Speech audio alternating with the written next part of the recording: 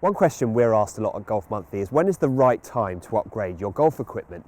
I think it comes off the back of, in the past, the leading manufacturers have tended to launch clubs very frequently, and that's led golfers to question whether there's been much of a material performance gain between one generation and the next. And so what we wanted to do in this video was put 3 generations of TaylorMade drivers up against each other to see exactly what those performance differences are. And what I have in my hands here are 3 generations of the TaylorMade M driver. The M1 from 2016, the M1 from 2017, and the recently launched M3 driver. Now, broadly speaking, there hasn't been a massive difference in these drivers in terms of who they're talking to. They offer the maximum that TaylorMade can offer in terms of adjustability. So if you're somebody that misses consistently, so let's say you consistently hit a draw, you should be able to set all 3 of these drivers up in a way that would help you counteract that miss. Essentially, what all 3 drivers are doing is offering golfers the chance to really dial in their equipment to their swing, to their miss, to make sure to help them play the best golf they possibly can. Before I get into the results of the test itself, the first thing I want to talk about is the looks, because let's face it, they haven't changed drastically from generation to generation. This was the original M1 launched in 2016, and it was the first driver to have that 2-tone finish, so carbon composite and white part of the crown that helped people align the club a little bit better, possibly at address. It certainly had fantastic standout appeal when people were using it on tour. No one was in any doubt when someone was using a TaylorMade driver. And that's carried on into the last generation M1 from 2017. And in 2018, the look has been slightly upgraded. I think they've actually improved on what was a great looking driver before. It has a silver finish. The silver part is actually less prominent than the previous generation white part to that crown, but it's still there, it's still striking to look at, and certainly on the shelf, I think this driver really is a standout product. It sort of hints at the technology that's at work within this driver, but when you set it down behind the ball, it's still really traditional to look at. It looks fantastic.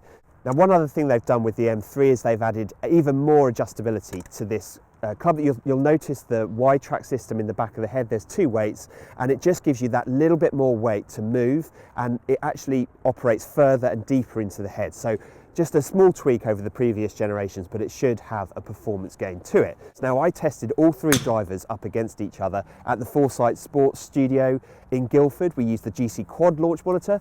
I used the same shaft in all 3 drivers. It was an Aldila Rogue X-Flex shaft. All 3 drivers were set to 10.5 degrees, and we used TaylorMade TP5X golf balls, and I'm going to flash up the results for you now. So let's start with the original M1 from 2016. The ball speed I was getting was 156, which is good. The launch angle was very good as well at 13.8 degrees.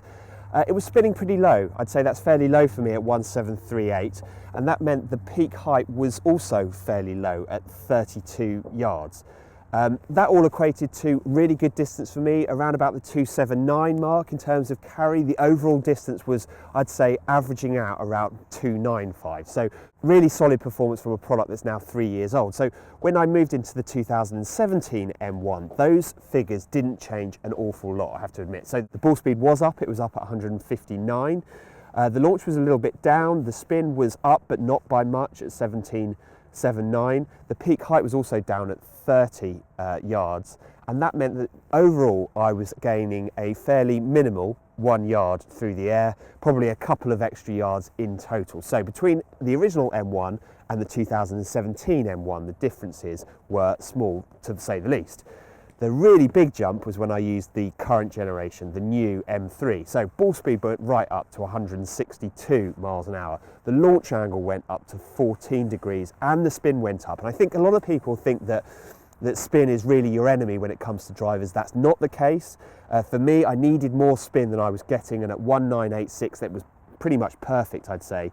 The peak height was 37 yards, and the total overall carry distance that I was able to get was 290 yards. I actually hit one shot with the M3 that carried 296 yards and totaled out at 320, which was huge. So the headline finding from the testing that I did was that there wasn't a massive amount of difference between the original M1 and last year's M1. There was an improvement, albeit it was marginal. Where the big improvement has come is with the new driver, the M3. So the truth is, the new generation TaylorMade M3 does represent a big leap forward for the brand. In my own testing, 11 yards difference over the original M1 versus 10 yards over last year's M1 is a staggering difference in performance.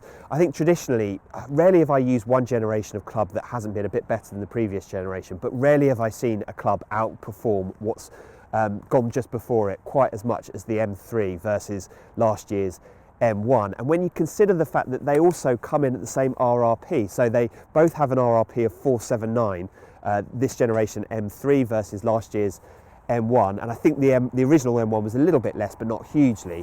I think what you're getting is a lot of driver for the price. Now, obviously, it is a premium price. It's just about the most expensive driver you'll find on the market, but that ability to adjust the Y track in the sole and just dial in the performance to your game could make a huge difference. So there you have it. The new M3 from TaylorMade, I think, is a big leap forward for the brand. I think it makes a big difference over the previous generation. For me, hitting the ball 10 yards further through the air is a massive gain. It's not always the case that one generation of product performs that much better than the previous generation, but in this instance, it does. And I'm pretty sure that if you'll test it for yourself, you'll see exactly what I mean.